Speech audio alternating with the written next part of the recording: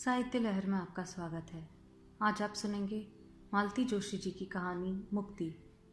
आइए कहानी सुनते हैं। स्टेशन से लौटी रमा तो निढाल होकर बाहर सोफे पर ही लुढ़क गई। जब भी कोई मेहमान विदा होते हैं रमा इसी तरह थक जाती है। एक तो 4 दिन पहले से वह सफाई अभियान शुरू कर देती है। फिर मेहमानों के आने पर उन्हें सुबह शाम नए नए व्यंजन बनाकर खिलाने में उसकी सारी शक्ति खर्च हो जाती है। उनके साथ घूमना भी पड़ता है, पिकनिक, सिनेमा, शॉपिंग, सैर सपाटा। मेहमानों के विदा होने पर बिखरे घर को समेटना भी उसे भारी लगने लगता है। मंजू यूं तो अकेली ही आई थी, पर 4 लोगों के बराबर थी। उन लोगों के साथ तो उसकी चुहलबाजी चलती ही रहती थी। बच्चों के साथ भी उसने खूब धमाचौकड़ी मचाई। बच्चे भी आंटी से बड़े प्रसन्न थे। 2 दिन तो स्कूल भी गोल किए रहे। 4 दिन तक घर में उत्सव सा चलता रहा। उसके जाते ही एकदम खाली खाली लग उठा था। रमा बुरी तरह थक गई थी, शरीर से भी मन से भी। मन से शायद और भी ज्यादा। चाय लोगी? राकेश ने आकर पूछा तो समझ गई कि उनका पीने का मन हो रहा होगा, पर वह वैसे ही लेटी रही और अनमने भाव से कह दिया, ना, बहुत थक गई हूं। अभी चाय पी लूंगी तो फिर नींद नहीं आएगी। मैं बस सोना चाहती हूँ। तो अंदर जाकर लेट जाओ ना, बिस्तर लग गए हैं। वह उपकृत भाव से उठी और बेडरूम में जाकर लेट गई। राकेश पर उसे प्यार आने लगा। सच कितने समझदार है। कपड़े बदलने भीतर आए होंगे, उतनी देर में चादरें भी बदल दी। जानते हैं ना कि वह बहुत थक गई है। रसोई से हल्की खटर पटर की आवाज आ रही थी, पर उसने ध्यान नहीं दिया। स्टेशन जाने से पहले ही सभी लोग भारी भरकम नाश्ता कर चुके थे। तभी यह तय हो गया था कि अब रात को खाना गोल कर दिया जाएगा। उसी घोषणा का सहारा लिए वह चुपचाप पड़ी रही। बोर हो गई थी वह। उसका मन विद्रोह कर उठा था। सुबह शाम वही चाय नाश्ता, वही खाना, इसी धुरी पर सदा घूमते रहो। छी, यह भी कोई जिंदगी है? मंजू को देखो, कैसी अलमस्त जीवन है। मन हुआ बना लिया, मन हुआ बाहर खा लिया। कोई झंझट नहीं, कोई परेशानी नहीं। जितना कमाया अपनी मर्जी से खर्च कर दिया। कोई हिसाब पूछने वाला नहीं है। चेहरे पर कैसी सुर्खी बनी हुई है। कौन कहेगा कि वह रमा की हमउम्र है? कौन विश्वास करेगा कि रमा ने भी कभी कॉलेज का रंगीन विश्व देखा है? एमए ना सही, बीए तो किया ही है। गृहस्थी के गोरख धंधे में सब कुछ भूलता जा रहा है। दिन भर में एक उपन्यास चाट जाया करती थी कभी, पर अब रोज का अखबार भी नियम से पढ़ नहीं पाती। शैली और किड्स, पंत और प्रसाद, पता नहीं मन के किस कोने में दबे पड़े हैं। अब तो बस धोबी का हिसाब और दूध की डायरी लिखने तक की उसकी बौद्धिकता सिमट आई है। इन बातों का एहसास उसके मन में पहले भी कहीं रहा होगा, पर मंजू की उपस्थिति में वह एकदम सतह पर तैर आया था। शायद इसलिए वह मंजू के आगमन से डरती थी। तभी तो उसने उस दिन राकेश से कहा था, एग्जामिनर बनकर आ रही है तो टीए डीए भी मिलता होगा। अपना इंतजाम खुद कर लेना, ये कोई रेस्ट हाउस है? वे देखते ही रह गए थे। फिर धीरे से बोले, करने को तो कॉलेज वाले भी सारा इंतजाम कर देते हैं, पर हम लोगों के यहाँ रहते वो कहीं और रहेगी तो अच्छा लगेगा। उसने भी शायद यही सोचा होगा। हाँ, ठीक तो है, इतना नजदीकी रिश्ता है उनका। उनके यहाँ रहते मंजू और कहाँ रुकती भला।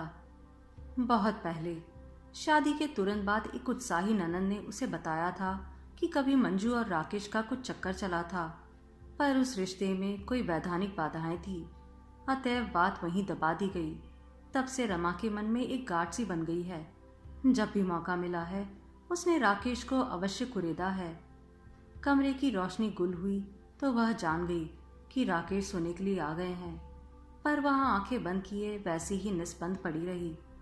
उसके भीतर बैठी गृहिणी के मन में कई प्रश्न कुलबुला उठे।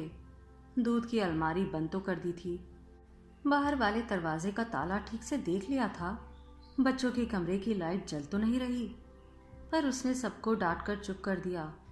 आज वह सिर्फ आराम करेगी, बहुत थक गई है। जिस दिन से घर में पाँव दिया है खट रही है। आज चैन की नींद सोएगी। लेकिन बगल वाले पलंग पर नाक बजनी शुरू हो जाने के बाद भी वह जग रही थी। हाँ, राकेश को सोया जानकर उसने अपनी आंखें खोल दी थी और नीले बेड लैम्प की रोशनी में बेपता नहीं क्या खोज रही थी। ये पिछले 4 दिन उसने बेहद तनाव में गुजारे थे। उसे अब अपने पर भी आश्चर्य हो रहा था। मन में इतना विष समेटे भी वह स्नेह की मूर्ति क्यों बनी रही, क्यों खटती रही इतना? उपेक्षा भी तो कर सकती थी। शायद वह मंजू को दिखाना चाहती थी कि वह कितनी सुघड़ गृहिणी है। मंजू के बिना भी राकेश की गृहस्थी कितनी सुखी है, संतुष्ट है। शायद यह भी जताना चाहती थी कि वह कितनी उदारमान है। राकेश के पूर्व प्रेमिका का भी वह खुले दिल से स्वागत कर सकती है। ये 4 दिन उसके लिए जैसे तलवार की धार बन गए थे। एक और अपनी सफल सुखी गृहस्थी का विज्ञापन जारी था, दूसरी ओर पति की चौकस निगाहों से चौकीदारी भी करनी थी। रात कब आंख लगी पता नहीं चला। जब उठी तो देखा धूप पूरे कमरे में भर गई थी। घड़ी देखी 8:30 हो रहे थे। वह हड़बड़ाकर बाहर आई। देखा नीता कपड़ों पर प्रेस कर रही है। मम्मी, चाय बनी रखी है, तुम गर्म कर लोगी प्लीज? 8:30 हो रहे हैं, मुझे जगाया क्यों नहीं? पापा ने मना कर दिया था। रसोई में आकर देखा पूरा प्लेटफॉर्म सामान से अटा पड़ा है। परात में ढेर सारा आटा सना रखा है। ये क्या है? पूरे मोहल्ले को न्योतने का इरादा है।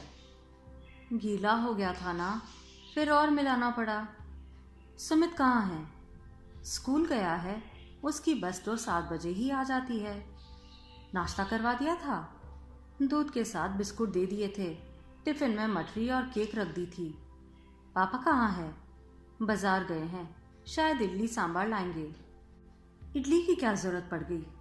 एक दिन जग ना पाऊँ तो हंगामा हो जाता है। आवाज नहीं दे सकते थे तुम लोग?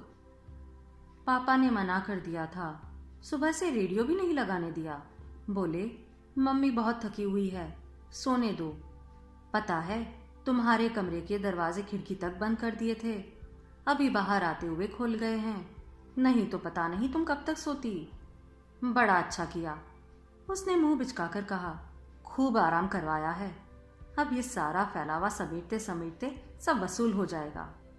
एक बार वह रसोई में पहुंच गई तो सचमुच सब लोग एकदम निश्चिंत हो गए। घड़ी के साथ तालमेल बिठाते बिठाते वह हाफ उठी। मम्मी, 9:30 हो रहा है। सुनो, 9:45 हो चला है। ओफो, तो मैं क्या करूं? मैं कोई मशीन हूं क्या?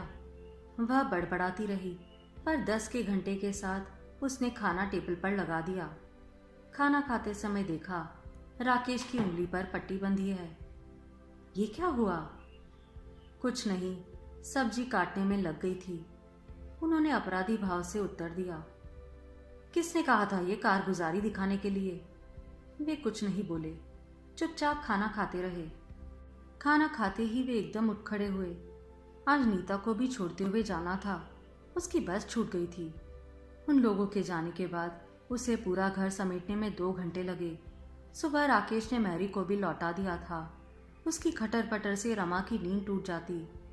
मोरी पर बर्तनों का ढेर हो गया था। बाथरूम में उतरे हुए कपड़ों का अंबार लगा था। उन्हें साबुन में गलाने का भी किसी को होश नहीं रहा था। साबुनदानी में पानी भर गया था। सुमित का गीला तौलिया पलंग पर ही गुड़ी मुड़ी पड़ा था। अखबार के चारों पन्ने कमरे के चारों ओर पड़े थे। बिस्कुट निकालते हुए नीता ने शायद शक्कर का डब्बा गिरा दिया था। वहां चींटियों की फौज जुटाई थी। सारा काम निपटाकर ड्राइंग रूम में एक पत्रिका लेकर बैठी ही थी कि याद आया, सुमित आज एकदम भूखा गया है, लौटकर सीधे खाना ही मांगेगा। लेकिन भिंडी तो छूता भी नहीं है, खाएगा क्या? फिर उठी, कुकर में 4 आलू डालकर गैस पर चढ़ाए, तब कहीं चैन आया। लौटकर पत्रिका हाथ में ली ही कि घंटी बजी। खोलकर देखा, राकेश थे। अरे, आज जल्दी लौट आए। लंच आवर में आया हूँ। सुबह तुम इतनी पेनफुल लग रही थी, डर गया था, कहीं बुखार तो नहीं है? सचमुच मेरे लिए आए हैं? नहीं तो और कौन है यहाँ? मैंने सोचा शायद दफ्तर में दिल ना लगा हो। दिल तो सचमुच नहीं लग रहा था, तभी तो भागा आया। तुमने कैसे पहचाना? दिल कैसे लगता भला? मंजू की याद जो आ रही होगी। रमा। उनकी आवाज़ में ऐसी तड़प थी कि रमा सिहर उठी। रमा, तुम्हें विश्वास तो नहीं होगा, पर मैं सिर्फ तुम्हारे लिए इतनी दूर से दौड़ा आया हूँ। पिछले 4-5 दिन से मैं तुमसे 2 बात करने को तरस गया था। सोचा था थोड़ी देर तुम्हारे पास बैठ लूँगा। ये क्षण मेरे, बिल्कुल मेरे होंगे। शाम होते ही तुम बच्चों में, घर के कामों में घिर जाओगी। मेरे हिस्से में तो तुम बस रात को आती हो, पर लगता है तुम तो पत्थर हो गई हो। मैं ही पागलों सा तुम्हारे साथ के लिए आकुल व्याकुल होता रहता हूँ। और स्कूटी की चाबी घुमाते हुए वे एकदम उठ खड़े हुए। ओफो, बैठिए ना, मैं चाय चढ़ा रही हूँ। चाय तो मुझे कैंटीन में भी मिल जाती है रमा। जो वहाँ नहीं मिलता उसी के लिए तो आदमी घर की ओर दौड़ा आता है। रमा, 29 वर्ष की आयु में मैंने शादी की है। उससे पहले वाला जीवन बिल्कुल सपाट रहा है, ऐसा मैंने कभी नहीं कहा। पर शादी के साथ ही मैंने अपने अतीत पर पर्दा डाल दिया था। भूल गया हूँ मैं विगत को, पर तुम उसे बराबर याद रखे हुए हो। एक अभिशाप की तरह वह प्रसंग तुमने ओढ़ लिया है। उससे शायद तुम्हें कभी मुक्ति नहीं मिलेगी। शायद तुम मुक्त होना चाहती भी नहीं। और वे पलक झपकते ही सीढ़ियाँ उतरकर चले गए। वह पुकारना चाहती थी, पर आवाज़ जैसे गले में फंसकर रह गई। आप सुन रहे थे मालती जोशी जी की कहानी मुक्ति।